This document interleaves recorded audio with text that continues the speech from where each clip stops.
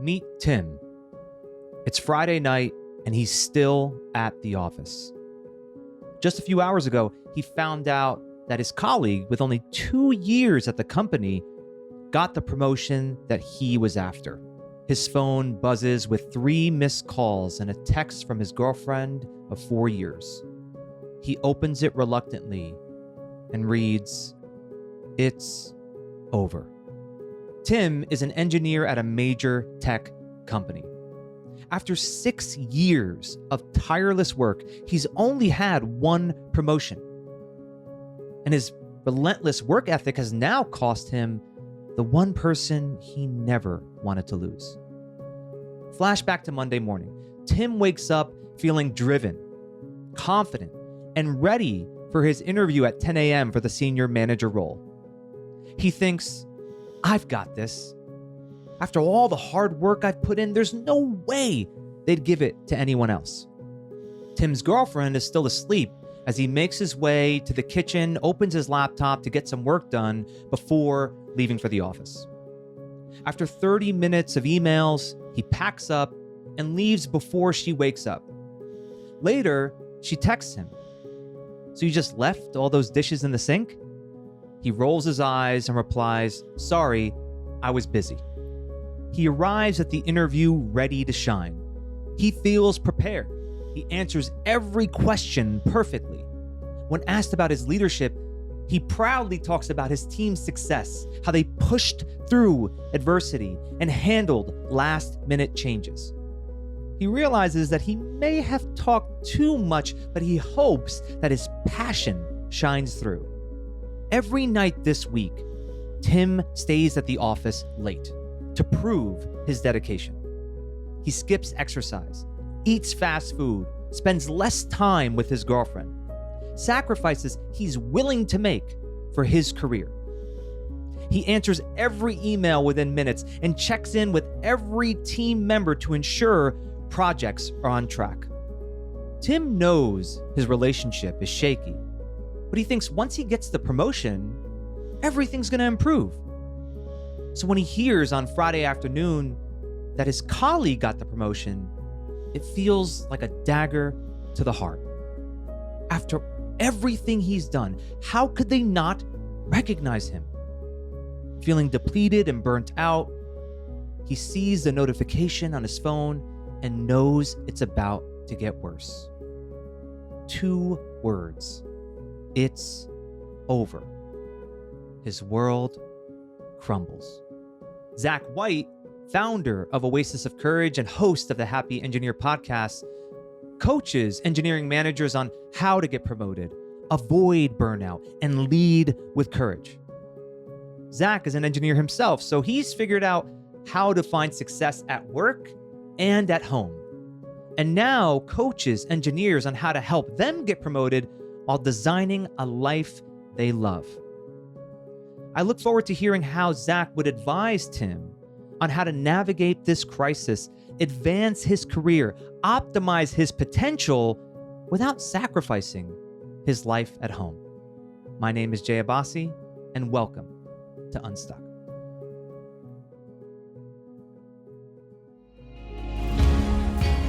Real people, real stories, real solutions. While the details are changed to protect anonymity, what you just heard is based on a true story of challenges that come up in the real world. And we discuss how to navigate these environments with practical tips to help you get unstuck and build a more fulfilling, impactful, and balanced life and career. I sometimes like to kick off these conversations with a quick story. Would that be all right, Zach? Jay, let's do it. Cool. So a number of years ago, I was starting my coaching business and I was connected to a bunch of coaches, and they kept telling me, "You need to reach out to this guy, Zach White. You need to talk to him." And then we were part of the same mastermind, and then you and I connected through there, and your reputation had preceded you. And you know how that goes a lot of the time, right? It's like someone's reputation gets built up and they're not able to meet that expectation. They've been built up too much. People let you down. But I have to say, Oh, man. I got to tell you, you really exceeded those expectations, man, because I knew you were a smart guy. But one thing about you that I appreciated the most was you genuinely wanted to help. Like you wanted to help me. You want to help the people around you. And it's from a real place and you expect nothing in return. So I just wanted to start by saying thank you for helping me over the years, as well as thank you, of course, for being here on this podcast. Wow. You're welcome. And what an honor to be in the category of people who lived up to the expectation. I'm really glad. I'm not sure who's setting such a high bar. I might need to talk to them about, hey, be careful here. Don't put it up too far. But I really appreciate that, Jay. And I suppose it's a real blessing that from as far back as I can remember, the value of generosity and leading with generosity in my network, to use the businessy term, but in relationships, in the people you care about and you want to be around. That's goes all the way back to childhood for me. It turns out, thankfully, to be great business strategy and career building strategy as well. And it's the most fulfilling way. I wouldn't ever do it any other way because I love it. And it always comes around tenfold and beyond, right? So thank you. It's a pleasure to know you, man. And you've crushed it since then. I just love watching your growth and journey as well. I appreciate you saying that, man. Well, you're absolutely right. And I will give you the names of the people who set that bar so high if you'd like. Okay. All right. I remember who it was. And of course, we're going to get into Tim's story, but I want to hear more about Zach's story first. And for you, you had what seemed on paper many years ago when you were in corporate as an engineer, everything going perfectly. You graduated top of your class. You had a great job. You had a great salary, great benefits. You looked like the corporate ladder. You were going to climb that thing easily, but you were making a lot of sacrifices in order to do so. And I've heard you talk about it. And I heard you talk about what led to a rock bottom moment. So can you share with us what was that rock bottom moment and what led to that? Mm-hmm. To your point, I was a hard driving, type A, goal driven engineer. Every ounce of my being was ready to go prove to the world that I was going to be somebody. And that looked like promotion and success at work. And I had been given a great opportunity to go, in a way, turn around a failing project. I worked at Whirlpool Corporation in our cooking product category, and one of the technical leads had quit the company. And when we looked at the project, he kind of left it a mess. And they tapped my shoulder well before I was ready for another promotion by the traditional HR, are you ready? Have you been in the role long enough to take on this technical lead role? And so I said yes in a heartbeat. It didn't take me any time to make that decision. And as part of that, I started traveling to Tennessee from where I lived in Michigan almost every week to go down, spend 5 days at the factory, and then come back. And I took another one of those trips. And Jay, we had a killer week. I mean, we crushed it. We solved some big problems. We were recovering significant ground on the project timeline. Even the factory director gave me specific acknowledgement for how successful the week had been in building these new products. And I came back home to Michigan and I walked into my house and was supposed to be having a conversation, a hello with my wife. And I walked into an empty house. And I was a little confused. Maybe I'd misunderstood where she was going to be that evening and just decided, hey, I'll see what's up. I walk into the kitchen and there's a note on the kitchen table. And Jay, I pick up the note and it's the one nobody wants to ever see. This isn't working. I don't think we can do this any longer. I want a divorce. And in that moment, reading that note, my entire world came crashing down around me. None of the success at work mattered. Nothing else that I thought was so important felt important in that moment. I literally collapsed on the floor and just started crying and asking myself, how did my perfect life, the one you just described, the top of my class, hard driving career, ladder climbing superstar that everybody loved, how does that guy end up right here? Wow.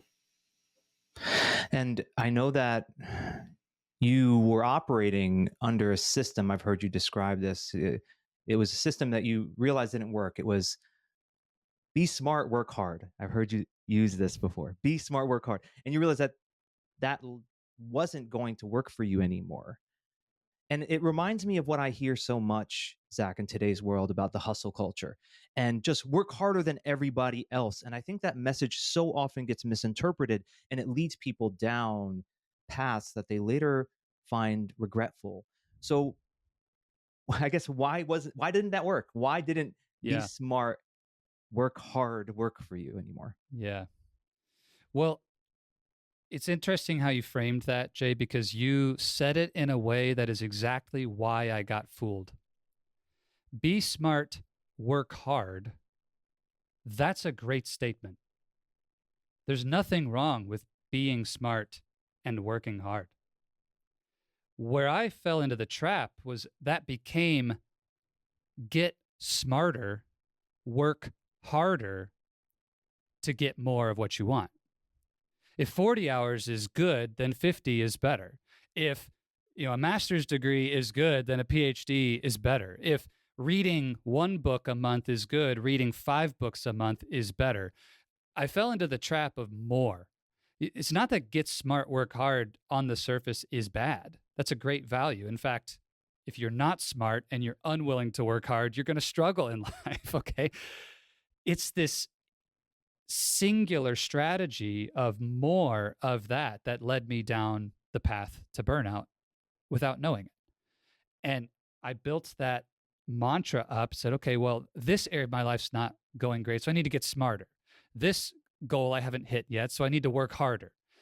And there's only so much you can do until you hit that downward spiral. And then the problem for most of us, myself included, is we don't realize what's happening until it's too late. Yeah. Yeah. And then that's what leads us to the term that we often hear today, and that is burnout. And I also heard you say something that I thought was so interesting. I never heard anybody explain it this way. You said burnout is not caused by what you're doing, it's caused by what you're not doing. Mm-hmm. Can you elaborate on that? Tell me more about that. We always want to assign blame, this cause and effect law of the natural world around us. And so when we start to experience burnout, we naturally look for the cause. Where did I make the mistake? And Jay, what we tend to do is look at what we're doing for which one of those things is the culprit. Who's to blame? And that's why burning the candle on both ends and working long hours, or you fill in the blank action that you can see, gets talked about the most. But the truth is, those things just accelerate your burnout. They're not the cause. The cause is what you're not doing. The cause is what's missing from your calendar. The cause is that all of the things that keep you balanced and a sustainable, fulfilled, happy life, you start to cut all those things out in the pursuit of getting smarter, working harder. You stop sleeping and prioritizing quality of sleep. You stop eating healthy foods and preparing great meals, and you start eating out fast food like Tim was doing to create more time and space. You stop spending time with the people who love you, with your friends who fill you and encourage you and give you that sense of belonging and community that's so important. You stop doing all of these things. And what you don't realize is that all of those things is exactly what was filling your tank. That's your recharge, your recreation. That idea of recreation, that word, like, it's not just a hobby. It's not a hobby. It's recreating yourself. It's a big part of your success strategy to have those things in your life. And so you cut all that out, and then you burn out, and you're like, oh, I burned out because I worked too hard. No, you didn't. You can work really, really hard and not burn out. There's no magic to 40 hours. If you want to work more, work more. But if you don't do the things that keep you healthy, whole, and energized, then you'll burn out at 30 hours. Like, it doesn't matter. I have actually worked with engineering leaders who told me they burned out while they were unemployed, looking for a new job. Like, it had nothing to do with how hard they were working at their job, it had to do with the fact that they were not keeping priority around these other things. So burnout is not that rock bottom moment. That's the one that we talk about. That's the one that's sexy on social media. But burnout begins the moment that you're burning fuel faster than you're filling the tank. Mm. It's a trajectory, not a crash point. You know, Yeah. rock bottom is painful. Don't get there. But if you're already skipping these things we just talked about and burning fuel in your life faster than you're filling your own tank, then you're already on the road to burnout. Yeah. Yeah. It really comes down to, Zach, what we identify as priority and what we make time for.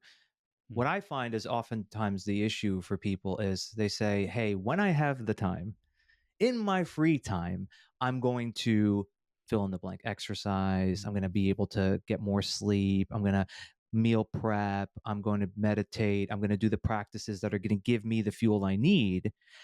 And that time never comes. It becomes something that you hope you can fit into the schedule rather than recognizing the value of it so that you prioritize it. As you said, get it on the calendar and ensure that it's a non-negotiable. It's something that you do just like every morning when you brush your teeth. It's something that you will always do. Now, in Tim's story, you alluded to a few things, right? Fast food and some of the things that he was saying, or he was not prioritizing time for, which Yeah. was then leading him towards the burnout. So if you consider Tim's approach here, just his overall approach to how he's going about his work, his day to day, what are the pitfalls that you see in Tim's story that you often see with your clients, with your coaching clients? Mm-hmm. It begins in the same place every Tim I've ever coached begins. Falling into the trap of pursuing success by whatever definition is important to you, but forgetting that success without fulfillment is still failure. So there's a values system that Tim operated under, probably without his conscious awareness. That's the sad part, right? Tim didn't wake up one morning 6 months ago and say, my goal in 6 months' time is to have a rock bottom moment on a Friday afternoon, not getting the promotion that I've been working for years to get and losing the relationship that's the most important one of my life. That was never the intention, right? But the pursuit of success without equally, and in fact, in a higher level of prioritization, saying fulfillment matters on that journey, suddenly we don't do all these things. So what is Tim falling into? Let's just see the surface level things. All right, he's trading off that relationship. He's not giving his girlfriend the time of day. He's responding from a place of coping or dealing with the problem just so that it goes away enough that he can go back to work. And I did this in my own life. Tim and I are kindred spirits before my rock bottom moment that I mentioned earlier that ultimately led to divorce and depression and a really dark time in my adult life. And the trap is, well, my marriage wasn't going great. My guess is that Tim's home life with his girlfriend probably wasn't that good. If we backed up another week and asked her, how's it going with Tim? She's probably saying, I hardly ever see the guy. Like, I feel distant from him. I don't even know if we have a future. That probably would have been true before that Friday night. Well, I had the same thing. And Jay, here's what I convinced myself. Looking back, it's easy to say I was lying to myself. But in the moment, what it feels like is, well, my marriage is on the rocks, but I don't really know how to solve that. And I don't have time to worry about that right now because I have this pressing, urgent deadline at work that I need to hit. And we signed the dotted line. We tied the knot. My marriage is good. It's signed, sealed, delivered. Like, I'll get to that after this deadline because that will be there forever. And this is something I need to work on now. You know, Tim's going for that promotion. He wants to get ready for those interviews. That's this pressing deadline associated with success. And, you know, his girlfriend's there. She's going to be there when he's done. She loves him. She cares about him. He can get to that later. And we trick ourselves into thinking we're making a great strategic choice now. But the truth is, it's completely blind of our actual values and the things that matter in the long run. Yeah. And all these other pieces that are in his story are just evidence of that same broken, you use the word priority. And I would pair it with the idea of purpose or values. Purpose and priority, or you could say values and vision. Like, this is lacking. Tim doesn't have clarity in those areas. And so it leads to these bad decisions. Yeah. As you said, he most likely is not conscious of it. And that's Right. what I find as well. It's a lack of self-awareness, or not having yet fully or clearly taken inventory of one's values and what matters most. And so how would you help Tim to do that? How would you help him to be able to identify those values so that he can be able to then schedule his time according to what really matters most to him? Mm-hmm. Values is an inside job. And what I mean by that, Jay, is you don't change things in your outer world to get clear on your values. It's a conversation and an exercise with your inner world. And all of us are operating on a values blueprint today. If there's a journey that we're on, your values are the compass. It's creating a paradigm of decision making, whether you know them or not. So we might as well invest the time and energy to get to know them. And how would we do that? We do this values discovery process in my coaching program. And it begins with a really simple exercise. It's profound, as most simple things are, but it's something very few people do. And so I'd encourage anyone who wants to explore values deeply to go through a similar process. You begin by asking yourself about really key peak moments, the highlights of your life. What are you most proud of? What are the things that you want on your ESPN top 10 highlight reel of your life? And it's your whole life, not just career. It's not your 10 best career moments. It's the 10 most impactful, meaningful, happy, rewarding experiences of your entire life that you can remember. Just jot them down. What are those moments? And then ask yourself, what is it about those peaks that's happening in the story? Who's around me? Why does it matter? What makes it important? What is it inside of that story that's actually meaningful to me? And just do a little exploration. Then go to the opposite end. What are those moments at the valley? The rock bottoms for me of getting divorced. The thing that happened when you were a child where your relationship with your parents was strained and has never recovered. That situation, death of a loved one, or the loss of a big opportunity that didn't go your way and you were crushed by it. Like, what are those low moments? The ones that, truthfully, you wouldn't wish on anybody. They're painful. They wounded you. They're defining, but in the negative sense. You never want to repeat it again if you don't have to. Go find those moments and explore what's true about them. What makes them so painful? Why is that moment something that stands out in your whole life history as something you would avoid at all costs and never want to experience again? In fact, even thinking about it might bring tears to your eyes or a pain in your stomach. It's just such a low point. We all have them. I don't know anybody who hasn't been wounded in some way. And so look at that and ask, well, what happened there? Maybe a loved one betrayed you. Maybe something that really mattered to you, you invested a lot of your life into, didn't happen. So you look at these things, and the peaks, Jay, inside of what made it a peak is a clue as to things you deeply value that you want more of. And inside these valley experiences are clues of the opposite, right? And so the value is usually hidden on the other side of the coin. Somebody betrayed me, and that made it painful. Okay, well, what's on the other side of betrayal? Maybe it's loyalty. It's a sense of connection or community, trust, integrity. And it starts to unveil for you these things that you deeply value, because when your values are being hit perfectly, you feel resonance to them. It feels amazing. That's what we call these warm, happy, wonderful feelings of joy and satisfaction, fulfillment, happiness. But on the flip side, when your values are being violated, it feels awful. That's where we feel sad, we feel depressed, we feel anger, these negative emotions. So to get clear on what you value is about an inquiry into these points where your values, I say, pegged the meter.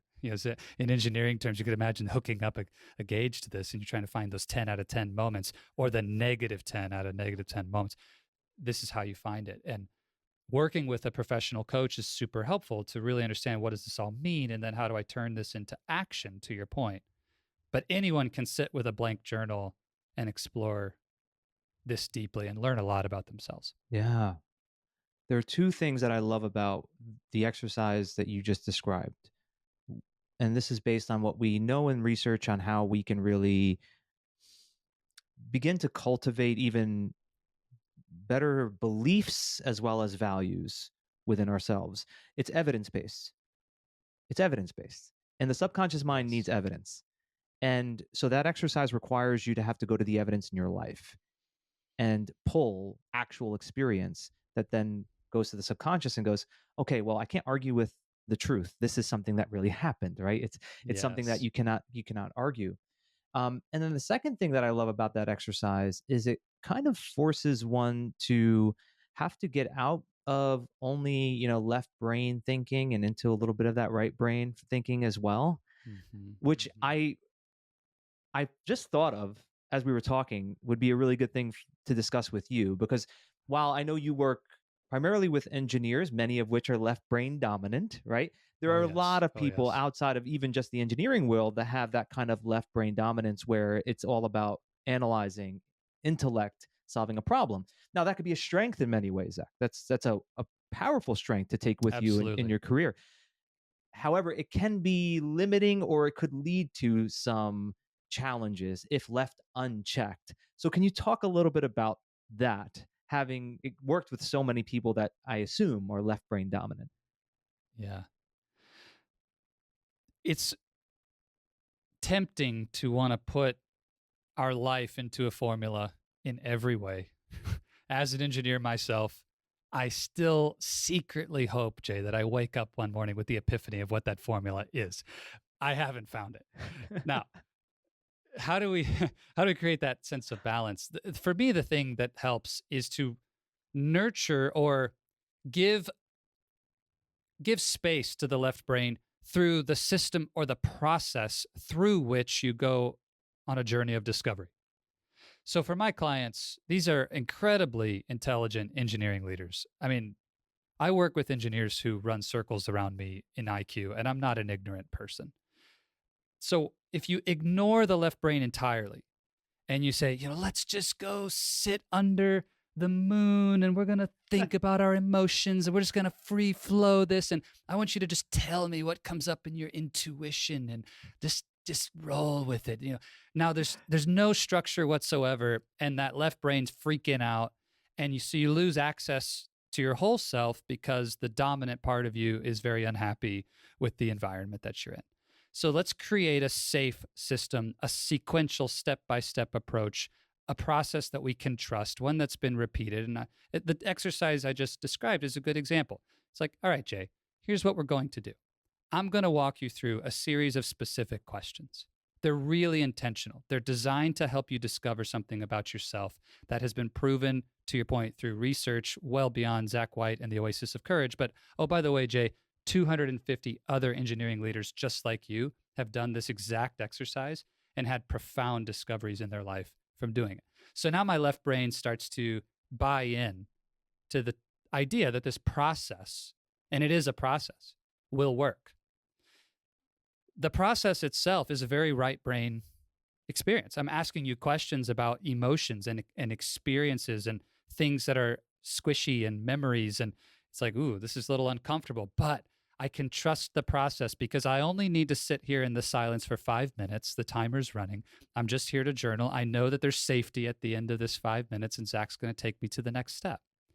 So that's, to me, the secret in terms of my coaching philosophy with these left brain, IQ heavy leaders. Let the system or the process of the coaching be what allows them to feel safe and to trust the process. And then the actual work we're doing taps into these other sides. So you got to open the door in a way that's going to feel familiar and feel comfortable for them. But then once you cross that threshold, now we're in a level of inquiry and discovery that's beyond what they would have otherwise achieved. Yeah, it makes sense. It's essentially to lean into what is your natural strength. Don't ignore it. Don't try to force yourself into a process that just doesn't align, while at the same time pushing yourself a bit out of your comfort zone gradually, That's right? right. And then you use the word safe a lot there, which I appreciate. People need to feel safe through these kind of exercises, through the kind of shifts that we're talking about here, that, for example, Tim has to make in order for him to be able to advance his career while still taking care of his life, his overall well being. And so you mentioned Mm-hmm. an exercise there, Zach, and I want to ask you, because I know you are the master of systems and formulas. And so, and frameworks, of course. And I'd love for you to share, let's say, okay, Tim has gotten clear on some of his values, but now he wants to put it into action because he still has that desire to want to get promoted. But now he realizes, hey, I have to take care of all of life here. So could you share either a framework or a system that you and your team at Oasis of Courage have found to really be effective for the engineering leaders you've worked with? In the spirit of lifestyle engineering, which is what we call the work that we do at the Oasis of Courage, creating not just a career that you love, but a life that you love. Lifestyle engineering is that journey. It's that process. And so in the spirit of that, Jay, it's a system of systems. And for anybody who's not an engineer, you're probably like, oh boy, Zach, like, what do you talk about? Well, there isn't one thing that's going to create everything you want in your life. It's asking the question, how do the pieces of the puzzle fit together? And each individual piece needs to have an interlocking point with the other things that you're doing.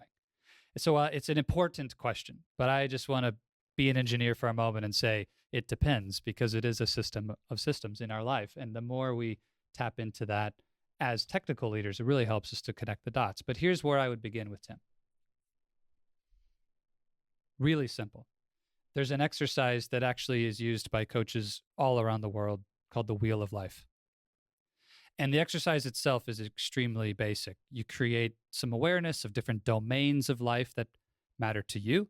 We have a set 8 domains that we look at and reflect on at the Oasis of Courage, but you could choose any 8 or any number that matters to you. You might look at your career, your intimate relationship, your family relationships, your health, your finances, your giving, your spirituality or faith. Like, take a look at the buckets that matter to you. I don't prescribe to the idea there's only one set that are perfect. Everybody has a different way to think about a cross section of their life. And go back to that question of, am I, or how satisfied am I in this area of my life right now? For someone like Tim, who is currently on a burnout trajectory or hitting a rock bottom moment, we would plug this system, this tool, into his life and say, let's just do a quick snapshot in time today.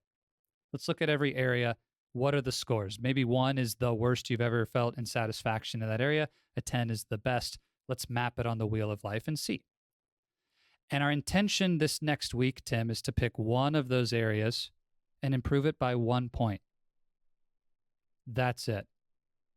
The exercise is to create awareness, not to solve every problem. Okay.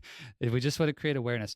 Then we're going to practice decisiveness and the choice of priority, to your point. Okay. Which is the priority this week? I'm not going to fix my whole life in a week. I'm going to go after one area. So maybe for Tim, it's that intimate relationship. Can I restore this dating relationship or not? That's my priority for the next week. I need to go have some really important conversations and make that my one thing. And oh, by the way, you're not going to recover the entire damage of everything you've done, Tim, in the last 6 months or even 6 years together. But can we move it up 1 point? What would that look like? So that at the end of the week, you feel just a little bit more aligned, a little more fulfilled, and maybe even a little bit proud of the courageous action that you took in an area that's been really hard. If you rinse and repeat that one system, I'm going to look at the wheel of life on Sunday afternoon. I'm going to make a decision on which area matters the most for the week ahead. And it's not always the lowest score either. Maybe there's a reason to prioritize a high score area. That's fine. 1 point by the end of the week. What's an action plan that I believe would create that? If that's all Tim did for a year, just think about 52 opportunities to advance an area of his life by 1 point. I mean, there's only 8 spokes on the Oaco wheel of life, and there's a maximum of 10. That's only 80 points. Like, you could literally move the entire thing to 10 out of 10 in that time. Now, real life continues to throw you hardship and curveballs and struggle. It's not quite that way, but you get the point that you can make a tremendous difference over time with just one simple system like that. But now you combine it with other things and we can really compound and accelerate. So I love thinking in those kinds of ways. Simple tool, rhythmic, awareness and decision and feedback loops like that, and give it time to compound, right? Just continue to repeat that, and game on, man. Game on. What it reminds me of what you just said is how a mentor once shared this with me years ago. He said, the simplest practices are the best practices. Yeah, the simplest teachings are the best teachings. If something is overly complicated, it's probably not going to be good for you. It's probably not going to yield the results.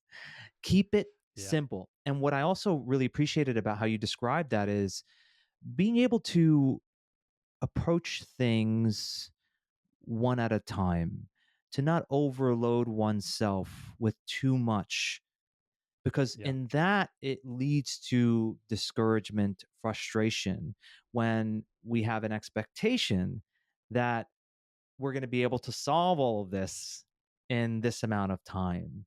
So there's that aspect of healthy expectation.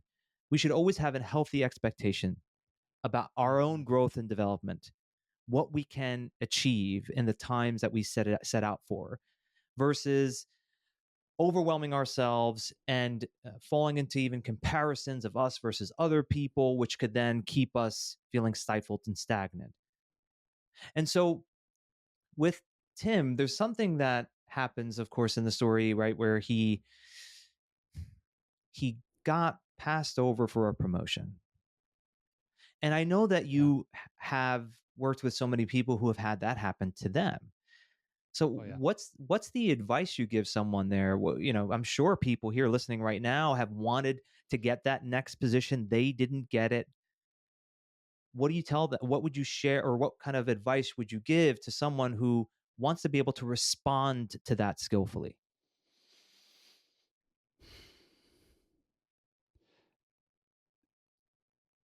When it comes to disappointment, everybody has a conditioned response to that.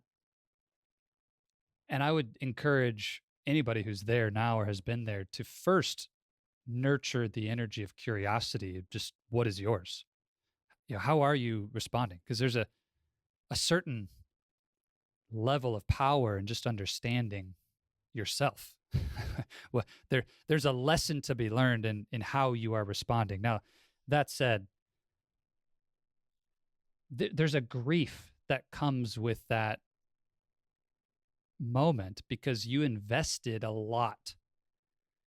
You've invested not just the prep for the interviews and the time in the interviews. Maybe you traveled for those interviews and took time off, vacation time that could have otherwise been spent at the lake. You spent in airports to go to an interview. So there's that investment, but it's not just that, Jay. You've invested the last how many years of your career working on skill development and building up in your mind's eye this idea that you will be promoted. There's a vision there you've held for a while. So there's a lot at stake. And in that moment of the rejection, when you get told, no, it's not you, all of that you had value invested just disappears in your mind. It's not actually gone, but it feels wasted. So there's a loss. There's a sense of loss. I built up this investment of things towards this opportunity. It didn't happen. And loss processes like grief. So, not knowing anybody's specific situation as a coach, the first thing I would be encouraging someone in is recognize that we are grieving the loss of that opportunity. And how you grieve doesn't matter. There's not like a right answer. Some people are going to grieve through anger, and some people are going to grieve through sadness. Some people will grieve through a depressed energy. They're going to feel disconnected from life. They may not even understand why they feel what they feel or can't put great words to it. We all have a kind of flavor of how we grieve, and just a sense of permission. I would begin with, it's okay to feel that. But your first action as the coach, I'd say your first action is to go feel it. You need to go get present to that, because the only way out is through. You don't get to just skip that. So yeah, you got rejected. It's going to hurt. It's going to trigger grief. It's going to feel like a loss. We can pretend that's not true, or we can have the courage to face that, which, okay, Jay, my clients being left-brained engineering types, this is not the message they want to hear, right? It's like, how do we just turn this into a bang, bang, ABC, 1, 2, 3, next steps? But the truth is, if you do that, sort of gloss over and just go to the next interview, go on to the next thing, well, then all that grief energy just piles up. Yeah. Right? It stores itself in your nervous system, which ultimately is your body, right? I mean, we can't really separate the two. We think about it as our thoughts, but when you talk about these emotions, it's really the body. And it's only a matter of time before that manifests in your body. Instead of being at ease, you're in a state of dis-ease. And you're going to experience disease if you don't take care of these negative emotions, this grief, etc. And I could tell you stories about people who've been there, 100 job applications and no interviews. And they never deal with that rejection, and then they get really sick, and then they burn out from that. It's like, you got to learn how to process that emotion. Yeah. It becomes a physical sickness for some people. It ends up becoming something that requires them to have to go see an actual doctor, and could be some heart condition or something that comes from this if Totally. left unchecked. And going back to some of or the way we can describe the left brain versus the right brain, what you could consider is creating a system for that. And step one is to feel it. That's always step one. Exactly. Yeah. To allow it to be there, and to allow for yourself. And I love the word permission, to give yourself the permission to go through what you need to go through. And then when you do take inventory, you use these words. I wrote it down. What is yours? What is yours? What can you learn from this? But you can't just jump to that. First, it's feel. Then you can take inventory of what is yours. What can you learn from this? And the other thing that I find, Zach, to be so important for people to recognize is, how can you also go upstream? And so when you are pursuing the next opportunity, you're recognizing what kind of internal investment you're making in getting that promotion or getting that job. That's right. Because if you are telling yourself, I'm going to be happy when I get this promotion, you already set yourself up for that disappointment. Yeah. Brilliant. Yeah. Brilliant point. Yeah. I mentioned lifestyle engineering, and Jay, the coaching and the work and the training we do is built on a model we call the lifestyle engineering blueprint. And the foundation, it's like a little house, foundation, 4 pillars, roof. The foundation is your mindset. And there's a simple way to think about mindset. Your perspective in the present moment. Okay, what do you think right now? Your perspective in the present is what's pouring the foundation of your future. And so if your perspective 6 months ago is, when I get a promotion, then I'll be happy, that's a perspective. It's a belief system. It's one way of thinking about why promotion matters to you. Well, because when I get one, I'll be happy. Okay, that perspective, you just poured the foundation of your future in a way that, to your point, sets yourself up for extreme pain if you don't get the promotion. And we could talk about Carol Dweck's work with a growth mindset, but if you had a totally different perspective right there, to say, I'm going to pursue promotion for the joy of growth and for the opportunity to learn and gain future things. And it will happen eventually. And when it does, I will feel happy. And I will also feel happy along the journey because the pursuit of that is going to be a rewarding pursuit. It's aligned with my values. It's a vision that's worth struggling well for.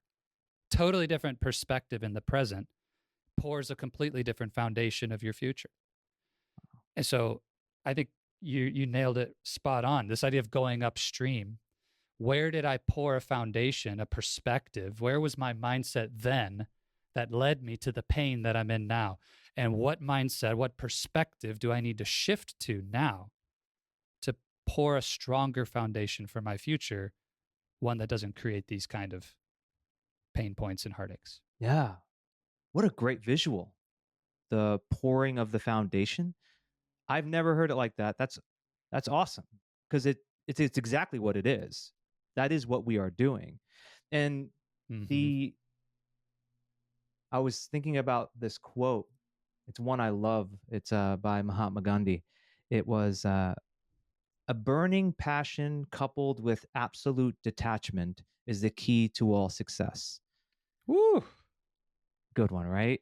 And so the reason I brought that up is because that first part is a burning passion. So I don't want anyone listening to think we're suggesting that you don't pursue things. No, pursue it with a burning passion, with vigor, Yeah. with Yeah. excitement. But you're doing so with absolute detachment, meaning you're not telling yourself that it's when I get there that I'm going to be happy or I'm going to allow myself to Yeah. experience joy. And it is the key to all success from the perspective of career success as well as life success. And so I like to wrap things up with a specific tool that we can offer Tim. One thing, one technique or one strategy, something or practice even that we could give Tim to be able to get unstuck, to be able to advance his career, keep moving forward while taking care of himself and his life as a whole. What would be that tool that you'd give him? What would be the practice or the technique you'd offer him?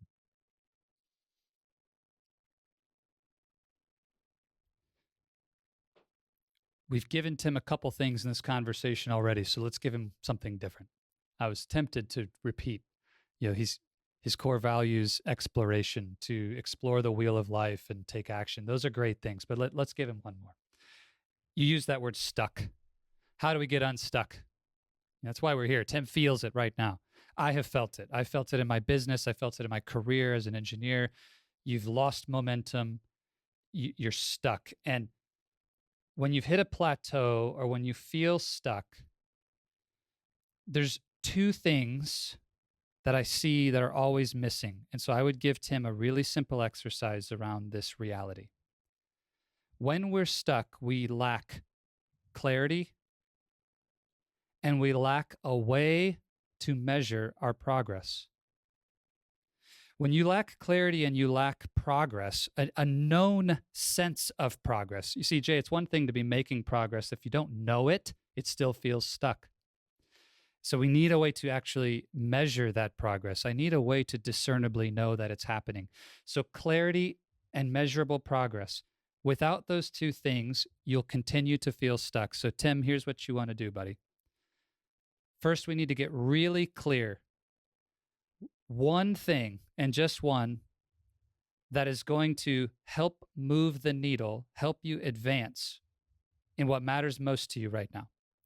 Pick a goal. Could be the promotion. I'm not going to tell Tim what that needs to be. Maybe it's the girlfriend. Maybe it's his health. Stop eating that fast food. But we're just going to pick that. We got to get really clear about what that is. And when I say clear, Jay, it's got to be so clear that if you were watching Tim, you would know whether it was done or not. Okay, it's got to be not just a direction. In engineering term, I'd say it's not just a vector, like go that way, be happier, work harder. Like, no. It's got to be a specific thing. Let's get clear on that one thing that's going to move the needle for you in action. And then let's get extremely crisp on how we're going to know, did it happen or not? What's that measurable progress? If we can just get those pieces in place for Tim to get moving, momentum, progress begets progress. Momentum is a true thing. This idea, big mo, it's real. Like we want to have that. We want to get that, but you got to start doing something. So it's about action. And if that action is going to be fruitful, if an action is going to lead to getting unstuck, it needs to be really clear and it needs to have a way to know, am I making progress? Yeah. So let's get those pieces dialed and get to work. And Zach, you're right that oftentimes people are either, in some cases, they are not making progress because they're stuck in their own minds, or they're stuck in their own patterns. And other times they are making progress, but they're not aware of it. And if you're not aware of it, then you're not making progress in your mind. That's right. Right? That's right. Which it feels stuck. Right. You feel stuck. And that's ultimately your experience, isn't it? It's what your Yeah. perception is and how you're interpreting That's right. your experience. And so that's why I think it's so helpful to get an expert, someone who really understands this. And if you're an engineering leader and you're feeling stuck in some ways, or you want to grow your career, or you want that full spectrum of a happy life and a happy career, then you need to speak with Zach. Zach is someone who has gone through it and has coached hundreds of other people who are looking to get that full life satisfaction. So Zach, how can people find you? How can engineering leaders find you? Jay, I appreciate that. And you're absolutely right. And if someone resonates with this work, they want to explore deeply, truthfully, the best thing we can do is have a conversation about where you are right now, create that awareness. Let's audit what's happening, what's working, what's not working, and get a plan in place for you. How do you advance and move forward towards not just success at work, but this whole conversation, success in your life, become a lifestyle engineer. And so we begin with a quick 15-minute conversation. We'd love to offer that for free to anybody who wants to consider this and explore this. All you need to do, grab your phone, wherever you're listening to this right now, just grab your phone and Jay, text the word lifestyle. It's just the one word lifestyle to the short code 55444. Lifestyle to 55444. We'll send you a link. You can book a free call with our team for a career growth audit. We're going to explore deeply what's holding you back, what's got you stuck, and what strategies we need to put in place to get you unstuck from that situation. If you want to work with us to put those strategies in place, great. If not, at least you can leave with a true sense, like Tim needed, of what's that next action to take? How can I measure progress for myself and get yourself moving?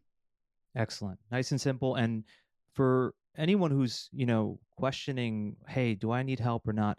I will tell you this, and this is from my experience, not only as a coach, but also as someone who's been coached, and I'm always being coached, because I realize that no matter how much work I try and do on my own, I will always move faster and farther when I have someone that is coaching me. It's always been the case my whole life, regardless of the season that I'm in.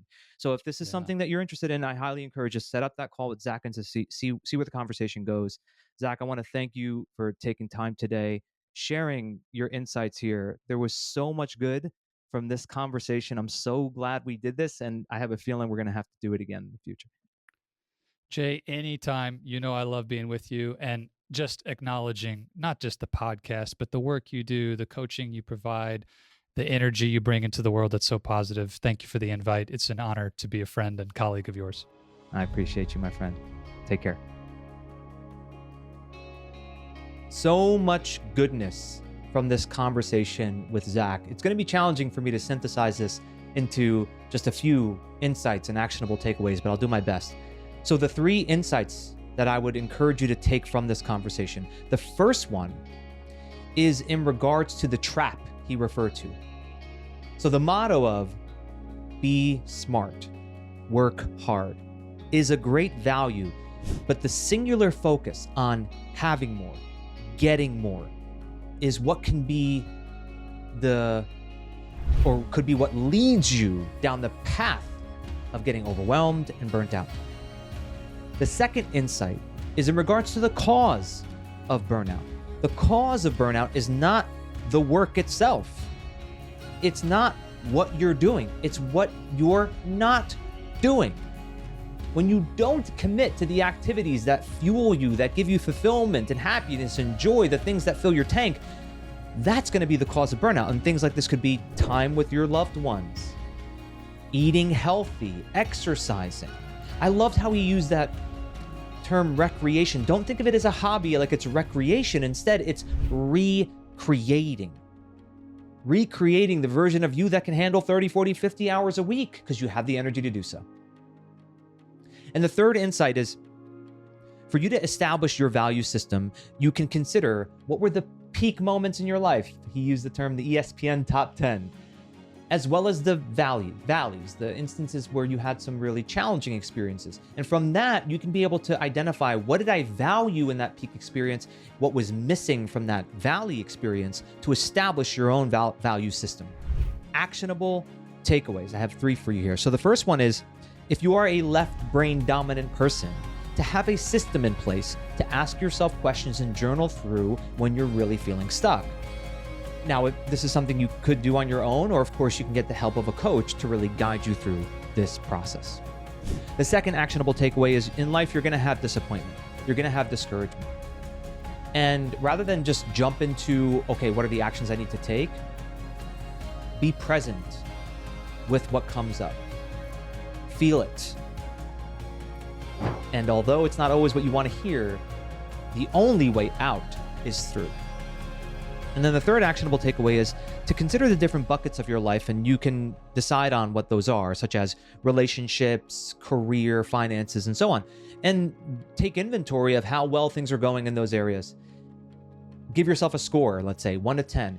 And then rather than try to fix it all in 1 week, identify one area that you want to focus on in 1 week, and consider how can you increase that by 1 point through the commitment to an activity or an engagement of some sort that can be measured. So if someone were watching you from the outside, they'd be able to see if you really fulfilled this. So you have the awareness, the decisiveness, and then a way to measure that progress.